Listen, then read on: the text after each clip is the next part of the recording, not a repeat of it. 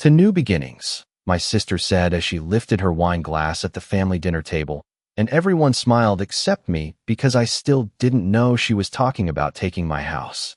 I remember staring at the steam rising from the roasted potatoes while the chandelier above us cast that soft golden light my late husband always loved during Sunday dinners. 8 months had passed since Arthur died, but the house still carried traces of him everywhere. His reading glasses were still sitting beside the newspaper basket in the living room. His favorite navy cardigan still hung on the hook near the garage door because I couldn't bring myself to move it. I had spent 37 years inside that house, and until that night, I believed I would die there too. You should have seen the guest room Diane picked out online, my daughter-in-law Olivia said casually as she passed the salad bowl to my son Mark. I looked up slowly. Guest room? I asked. Diane smiled before taking a delicate sip of white wine. She always smiled like that before saying something cruel, calm enough to make you question whether you were overreacting. Oh, didn't Mark tell you? She asked lightly. I'm moving in next month. It just makes sense for all of us. The room went strangely quiet after that. Not awkward quiet. Prepared quiet. The kind of silence people rehearse before someone else walks into it blind. My fingers tightened around my fork. Moving in. I repeated. Mark finally looked at me, but only for a second. Mom, we were going to talk to you after dinner, he muttered. After dinner.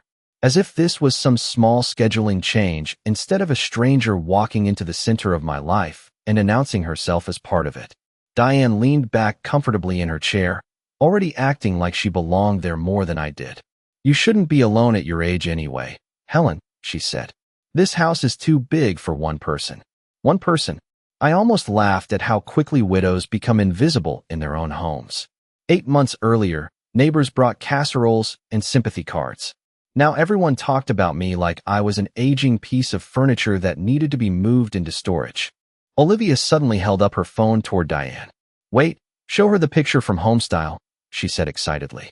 Diane took the phone and turned it toward me with a grin. I'm thinking lighter curtains in the dining room, she said. But I barely noticed the curtains. My eyes stopped on the family photo displayed at the top of the screen. Mark, Olivia, my grandchildren, Diane standing in the middle beside them, smiling proudly in front of my fireplace. I wasn't in the picture. My chest tightened so sharply I had to lower my eyes back to my plate. Nobody explained the photo. Nobody even seemed to notice I'd seen it. Arthur used to say betrayal never arrives loudly. It slips into your life quietly, wearing comfortable shoes and carrying a casserole dish. There's something else, Mark finally said, rubbing the back of his neck nervously. Diane placed her wine glass down very carefully before he spoke again. The house technically isn't yours anymore, Mom.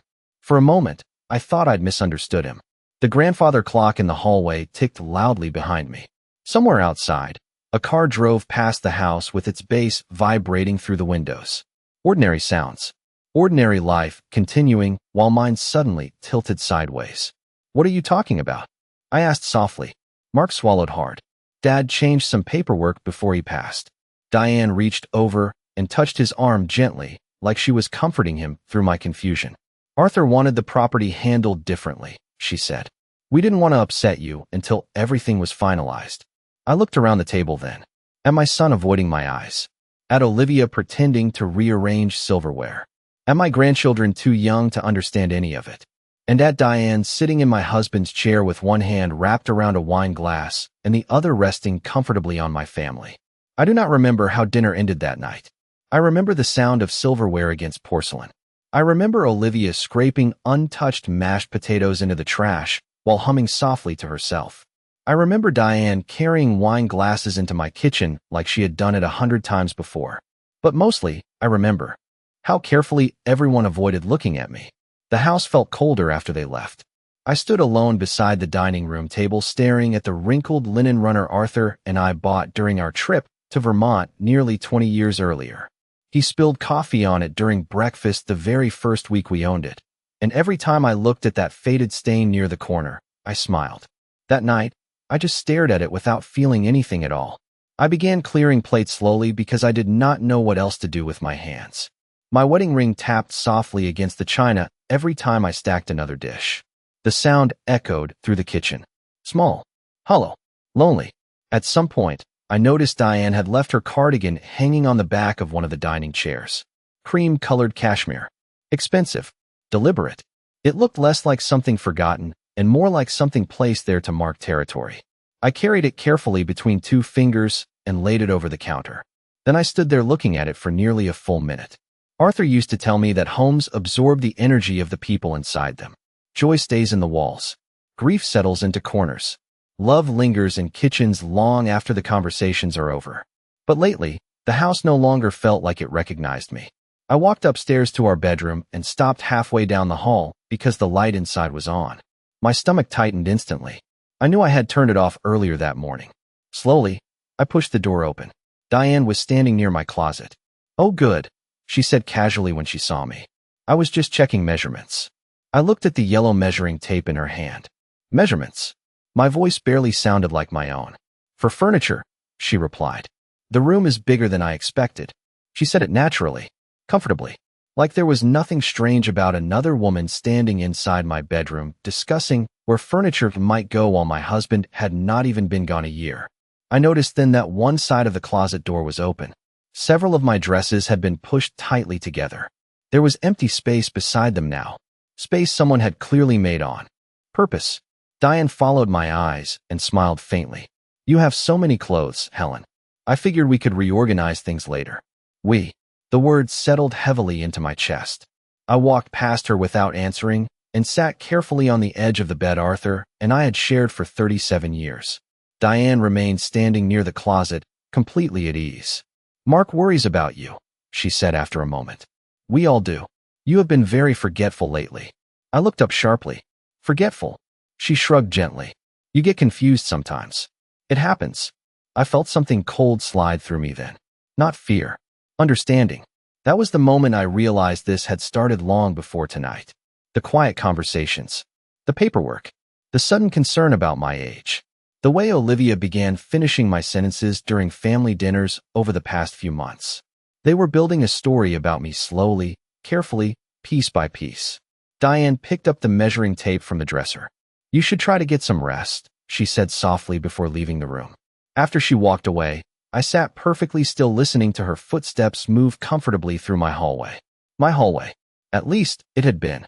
The next morning, I woke up before sunrise the way I always had during my marriage. Arthur used to joke that I treated mornings like sacred rituals. Coffee first.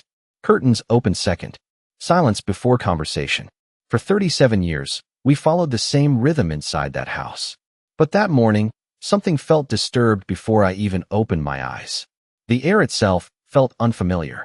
I slipped on my robe and walked downstairs slowly, one hand resting against the banister. Arthur refinished himself the summer Mark graduated high school. Halfway down, I froze. Voices drifted from the kitchen. Diane was laughing softly. Olivia answered with a quiet little gasp before both women dissolved into another round of laughter. I stayed hidden on the staircase for a moment longer than I should have. "The blue fabric samples looked terrible in natural light," Olivia said. "I told you Helen would never pick something modern." Diane laughed again. "That is because Helen still decorates like. It is 1998.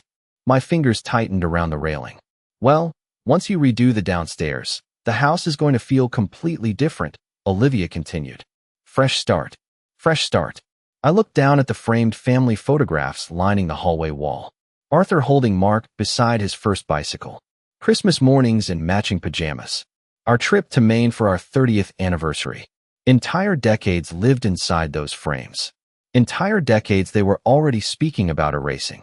I finally stepped into the kitchen quietly enough that neither woman noticed me at first. Diane stood near the counter wearing one of Arthur's old college sweatshirts. My breath caught immediately. It hung loosely on her shoulders, faded gray with the Navy University logo peeling at the edges. Arthur wore that sweatshirt every winter Saturday morning while making pancakes for the grandchildren. Diane turned when she heard my footsteps. "Oh," she said brightly, not even embarrassed. "I found this in the hall closet. It is surprisingly warm." Olivia suddenly became very interested in stirring cream into her coffee. I walked toward the cabinet slowly and removed one mug. Just one. Diane watched me carefully while I filled the coffee maker. "You should really let Olivia help organize things around here," she said casually. "The house has become a little cluttered." Cluttered. I stared at the refrigerator door covered with magnets from family vacations and children's drawings. One crayon sketch still read Grandma Helen in crooked letters from when Emma was 6 years old. "I like my clutter," I replied quietly. Diane smiled again, but this time it looked thinner, sharper. "Sentimental attachment can become unhealthy at a certain age," she said. There it was again. Age. Forgetful. Confused. Unhealthy attachment. Little phrases dropped carefully like breadcrumbs leading towards something larger. I poured coffee into my mug and noticed another unfamiliar object sitting beside the fruit bowl. A ring of keys. One key carried a bright pink label that read "front door." My stomach sank slowly. Diane followed my eyes and casually picked them up. "Mark had copies made yesterday," she explained. "For convenience." Convenience. Such a harmless word for something that felt so invasive. I carried my coffee into the living room without answering. The morning light stretched across Arthur's recliner near the fireplace.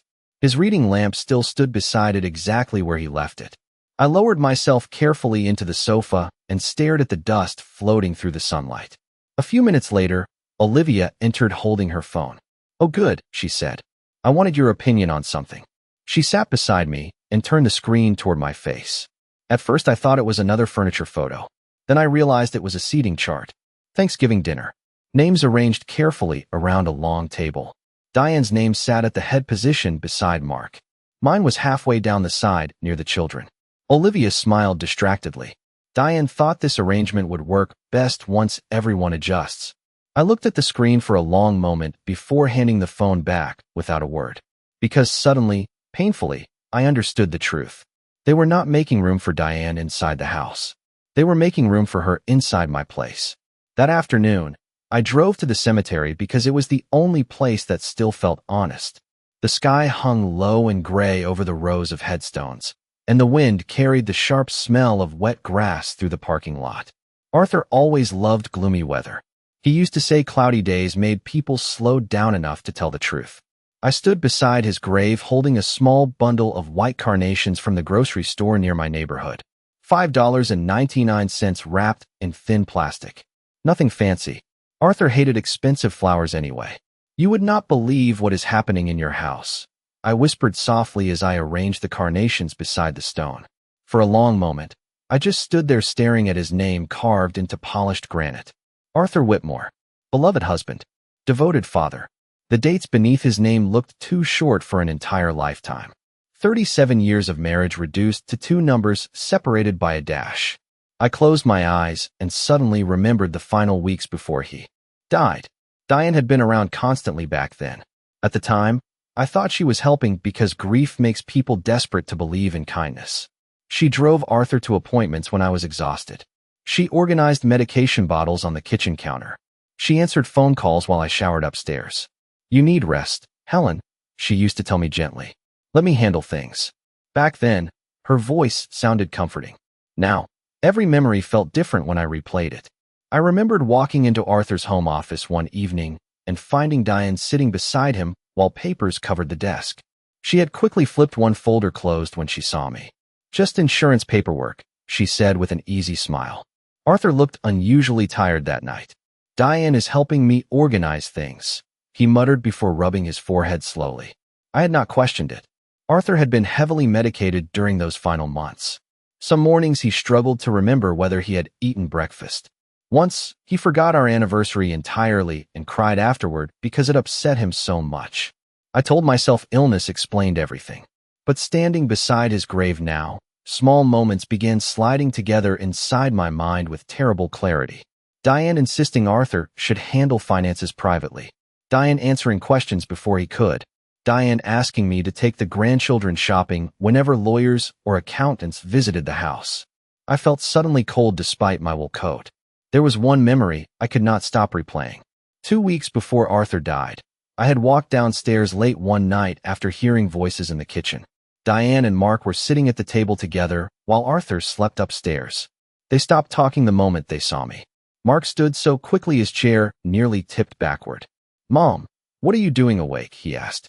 I remember laughing softly because the question felt strange inside my own house. Diane smiled calmly and closed a folder before sliding it into her tote bag. "Just discussing bills," she explained. At the time, I apologized for interrupting them. I apologized. The humiliation of that realization burned deeper now than anger ever could. I lowered myself slowly onto the damp bench near Arthur's grave and stared at the rows of headstones stretching across the cemetery. Grief changes shape over time. In the beginning, it feels loud and sharp, but eventually it becomes quieter, heavier, like carrying a coat soaked through with rain. Did you know what they were doing? I asked softly toward the stone. The wind rustled through the trees overhead.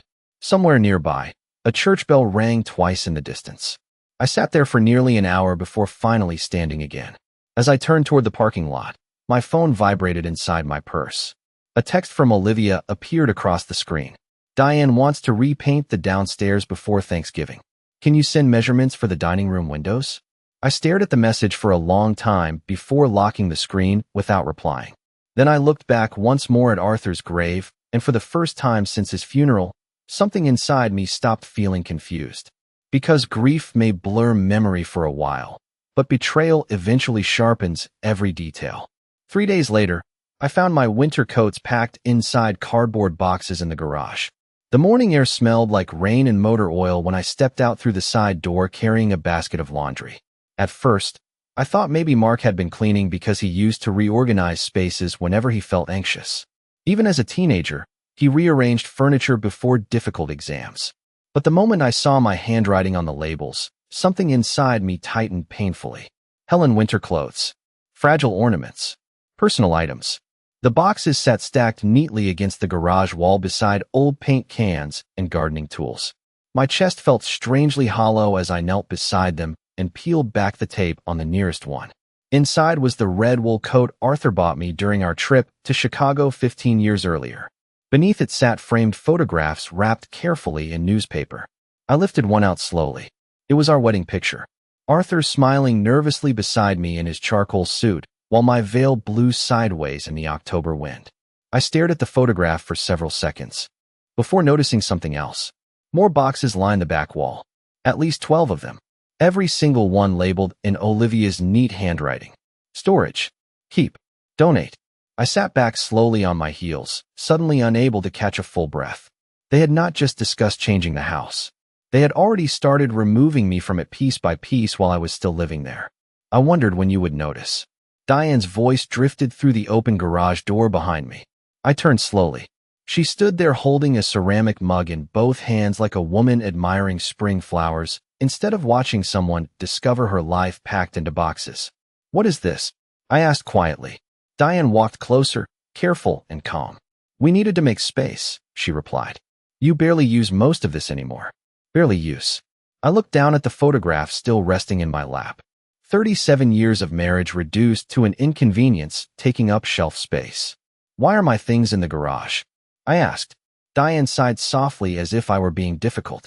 Helen, you have to stop thinking emotionally about every little change. Every little change. My husband's photograph. My clothes. My memories. Packed into storage beside lawn fertilizer and old extension cords. Mark rented a storage unit nearby, she continued. Climate controlled. Very nice place. Then she smiled faintly. Honestly, you should be relieved we are handling all this for you.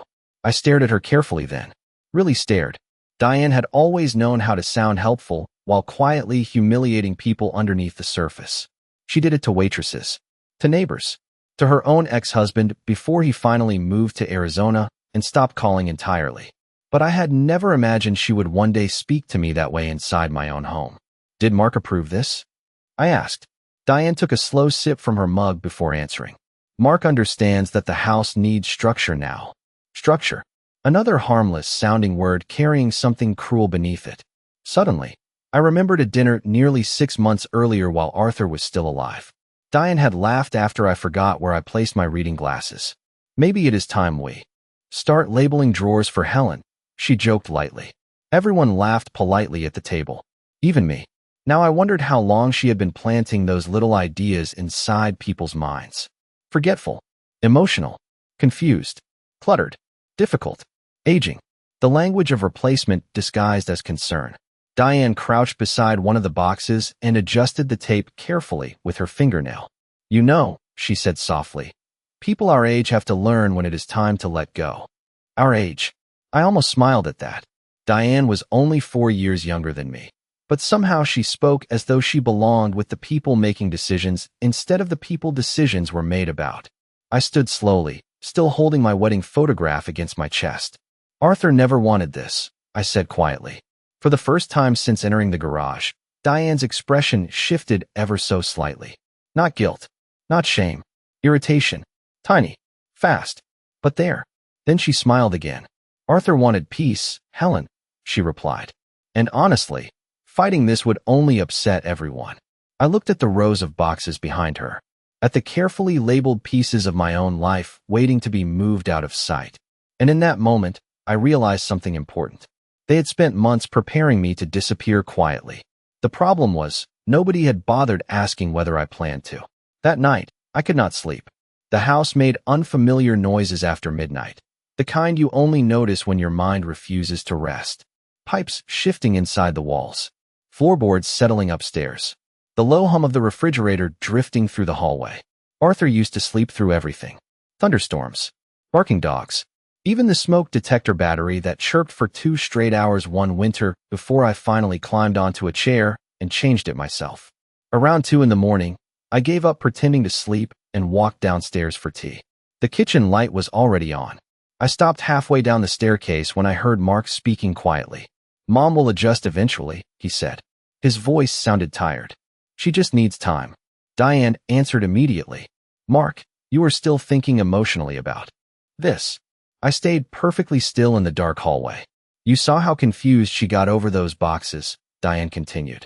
This is exactly why your father changed the paperwork before he passed. My chest tightened.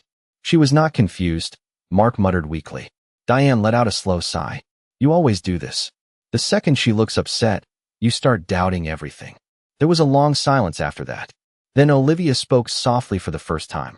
Honestly, I think things are calmer when Helen is not involved in decisions. Calm. Another carefully chosen word. I gripped the wooden banister so tightly my fingers ached. We cannot keep rearranging plans every time she gets sentimental, Diane added. The children need stability. Stability. Sentimental. Emotional. Confused.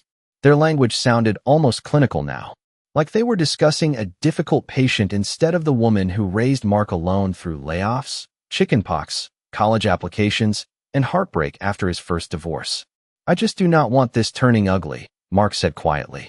Diane's voice softened instantly. It will not if we stay united. United. The words settled heavily into the darkness around me. I suddenly realized something I should have understood much earlier. This was no longer Diane manipulating people quietly from the edges. She had already positioned herself at the center of everything. The house, the decisions, my son, even my grandchildren.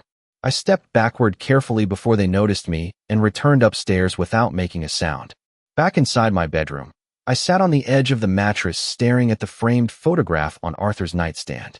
He looked younger there, stronger. We had taken that picture during a 4th of July barbecue years ago. Mark stood between us holding sparklers while smoke drifted through the summer air behind him. We looked like one of those families from greeting cards people send at Christmas. Safe, solid, untouchable. I reached for the photograph slowly and noticed something beneath the nightstand drawer that I had never seen before. A corner of yellow paper barely visible against the hardwood floor. Frowning slightly, I bent down and pulled it free. It was a receipt from a downtown print shop dated 3 weeks before Arthur died. Legal document copies. 16 pages. Customer name, Diane Keller. My heartbeat slowed strangely as I stared at the receipt. Arthur had barely left bed during those final weeks. He certainly was not visiting print shops downtown. I opened the nightstand drawer next. Inside sat old receipts, cough drops, Arthur's reading glasses, and a small brass key taped beneath the back corner with yellowing Scotch tape. I carefully peeled it free. For several seconds, I simply stared at the tiny key resting in my palm. Then memory returned suddenly. If anything ever happens to me, check the deposit box before you trust anybody, Arthur whispered one evening after his second hospital stay. At the time, I thought the medication made him ramble. I even kissed his forehead and told him not to talk nonsense. Now, sitting alone in the dim bedroom while my family quietly planned my replacement downstairs, I realized Arthur may have been trying to warn me long before I was ready to listen. The bank sat 20 minutes from the house in a quiet shopping plaza beside a pharmacy and a diner Arthur used to love on Sunday mornings. I had not visited the branch since before his second hospital stay. Back then, life still felt temporary in its sadness. We still talked about spring vacations and repainting the deck. We still believed there would be more time. The automatic doors slid open with a soft mechanical hum as I stepped inside, clutching the tiny brass key in my coat pocket. Everything smelled faintly of carpet cleaner and coffee. A young teller smiled politely when I approached the counter. "How can I help you today?" she asked brightly. "I need access to a safe deposit box," I replied. My own voice sounded strange to me. Too calm. Too even. She typed something into her computer before looking back up. Name: Helen Whitmore. Her fingers paused suddenly above the keyboard. Just for a second. Tiny, but enough for me to notice. Then she smiled again, though this time it looked rehearsed. One moment, Mrs. Whitmore. She disappeared into a back office while my stomach tightened slowly. Beneath my wool coat. A few minutes later, an older man in a navy suit approached the counter. "Mrs. Whitmore," he said gently. "I am Daniel Harper, branch manager. Would you mind coming with me?" He led me into a small office with frosted windows overlooking the parking lot. Rain tapped softly against the glass outside. "There seems to be a complication regarding the account," he explained carefully while opening a folder on his desk. Complication. Another polite word hiding something ugly underneath. "What kind of complication?" I asked quietly. Mr. Harper adjusted his glasses. "The ownership designation on the box was modified approximately 6 weeks before your husband passed away." I felt suddenly cold all over. Modified how? He hesitated long enough for my pulse to begin pounding in my ears. A secondary authorized individual was added to the account. I already knew the answer before he said her name. Diane Keller. The room went completely silent after that. I stared at the rain sliding down the office windows while memories rearranged themselves again inside my mind. Diane offering to drive Arthur to appointments alone. Diane handling paperwork. Diane insisting I rest while she took care of details. "Has the box been accessed recently?" I asked finally. Mr. Harper lowered his eyes toward the file. "Yes." My hands folded tightly in my lap. "By whom?" Another pause. "Your son and your sister visited together approximately 2 months ago." I looked down at my wedding ring twisting faintly against my finger. "Arthur gave me that ring when we were 29 years old standing inside a jewelry store with cracked tile floors and terrible fluorescent lighting. We could barely afford groceries back then, but he insisted I deserved something beautiful." "Mrs. Whitmore?" Mr. Harper's voice pulled me back gently. "There is something else." He removed a large manila envelope from the folder and placed it carefully on the desk between us. "Your husband left written instructions regarding this package." My throat tightened instantly. "Instructions?" Mr. Harper nodded slowly. "Mr. Whitmore stated this envelope was only to be released directly to you if he passed away and if concerns arose regarding changes to his estate documents." For a moment, I could not move. My fingertips rested lightly against the edge of the envelope while my heartbeat echoed loudly inside the small office. Arthur knew. Somehow, before he died, Arthur knew something was wrong. Did he say anything else? I whispered. Mr. Harper looked at me with an expression that suddenly felt less professional and more sympathetic. He said you would understand when the time came. I stared at the envelope for several long seconds before carefully opening the seal. Inside sat copies of legal documents, printed emails, bank statements, and a single handwritten letter folded neatly on top. My husband's handwriting covered the front in dark blue ink. "For Helen, only when you are finally ready to see the truth." Outside the office window, the rain continued falling steadily over the parking lot, while something deep inside me became very, very still. Thanksgiving arrived cold and bright, with thin sunlight stretching across the front yard and frost clinging to the edges of the mailbox. I woke before everyone else and stood quietly at the kitchen sink watching steam rise from my coffee cup. The house smelled like cinnamon, roasted turkey, and fresh paint. Diane had insisted on repainting the downstairs 2 weeks earlier. Soft beige walls now covered the warm green Arthur and I chose together after our trip through Vermont. "Neutral colors feel more modern," she told everyone while workers carried ladders through my living room. Modern. Everything inside the house now looked like a staged model home where nobody had actually lived long enough to love anything. By noon, Relatives began arriving with casseroles and pies balanced carefully in their arms. I stayed upstairs while laughter drifted through the vents from below. Every sound felt distant somehow. Hollow. Around 3 o'clock, I finally walked downstairs wearing the navy blue sweater Arthur bought me for our last Christmas together. Conversation softened slightly when I entered the dining room. Not silent, just careful. Diane stood near the table arranging plates, cards beside polished silverware. She looked up and smiled brightly. "Helen," she said, "you look nice." Nice. As though I were a guest attending someone else's gathering. I glanced toward the seating arrangement. Diane sat at the head of the table beside Mark exactly as Olivia's phone photo predicted weeks earlier. My place rested halfway down near the children. Small details reveal the truth people try hardest to hide. I pulled out my chair quietly and sat down without saying anything. Throughout dinner, Diane played hostess with effortless confidence. She refilled wine glasses, directed conversations, told guests where extra napkins were stored inside drawers she should not have known so well. Several times, people thanked her for organizing such a beautiful Thanksgiving. Each compliment landed softly against my ribs like another small bruise. Mark barely looked at me all evening. Every time our eyes nearly met, he turned toward Diane instead. Halfway through dessert, while Olivia passed slices of pumpkin pie around the table, the doorbell rang unexpectedly. Diane frowned immediately. "Were we expecting someone?" she asked. Nobody answered. I stood slowly before anyone else could move.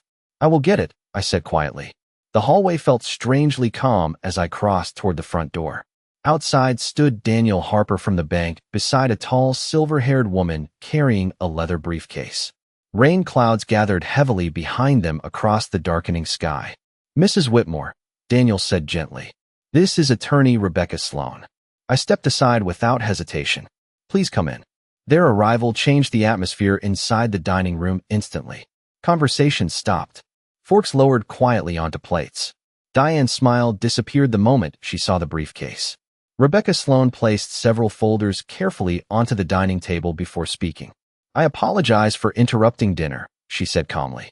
"But certain documents regarding Arthur Whitmore's estate required immediate clarification." Mark's face drained of color. Diane sat perfectly still beside him, one hand tightening slowly around her wine glass. Rebecca opened the first folder with professional precision. Approximately 6 weeks before Mr. Whitmore's death, multiple legal modifications were submitted regarding property ownership and financial control, she explained. However, evidence suggests Mr. Whitmore raised concerns shortly afterward regarding coercion and unauthorized document handling. Nobody moved. Even the children had stopped whispering to each other. Rebecca slid several printed emails across the table toward Mark first, then toward Diane. I watched Diane's eyes scan the pages while the color slowly disappeared from her face. Arthur's handwritten letter rested on top of the final folder. I knew every word inside it by heart now. "If you are reading this, Helen, it means I waited too long to protect you from people I should never have trusted inside our home." Diane finally looked up sharply. "This is ridiculous," she snapped. Her voice cracked slightly on the final word. Rebecca remained perfectly calm. "Mr. Whitmore documented repeated concerns regarding pressure placed on him while heavily medicated," she replied, "including concerns involving family members accessing financial materials without Helen Whitmore's knowledge." The silence after that felt enormous, heavy enough to press against the walls themselves. I sat quietly at the center of the table while everyone stared at documents they never expected me to see. And for the first time in months, nobody spoke about me as though I were already gone. The house became very quiet after Thanksgiving. Not immediately. At first there were raised voices behind closed doors, hurried phone calls, and long tense silences whenever someone entered a room unexpectedly. Diane stayed locked inside the guest bedroom, most of the following morning speaking to lawyers while pacing across hardwood floors she once planned to redesign. Mark avoided me completely. He left early each day and returned late at night, carrying the exhausted expression of someone realizing too late that loyalty and weakness are not the same thing. 3 days after Thanksgiving, Diane finally came downstairs carrying 2 large suitcases. I was sitting at the kitchen table peeling apples for a pie recipe Arthur loved every winter. Cinnamon drifted softly through the house while snow fell quietly beyond the windows. Diane stopped near the front hallway, without speaking at first. For someone who always seemed to have an opinion about everything, her silence looked unnatural now. Rebecca Sloan contacted me again this morning, she said finally. I continued peeling apples slowly. I assumed she would. Diane folded her arms tightly across her chest. You really want to drag the family through this? Family. It was interesting hearing her use that word after spending months trying to remove me from my own place inside it. I set the apple peeler down carefully beside the cutting board. You already dragged the family through this, I replied quietly. Diane stared at me for several long seconds before looking away first. Arthur was confused near the end, she muttered. You know that? I thought about the handwritten letter resting safely inside Rebecca Sloan's office downtown. Arthur's careful penmanship, his detailed notes, his fear. Confused people do not leave evidence behind because they know exactly what is happening to them. Arthur knew more than you realized, I said softly. Diane's jaw tightened instantly. For a moment, I saw something flicker across her face that had nothing to do with anger. Fear. Small, controlled, but real. She picked up her suitcases again without another word and walked toward the front door. Halfway there, she stopped beside the family photograph wall in the hallway, the same wall she once planned to repaint.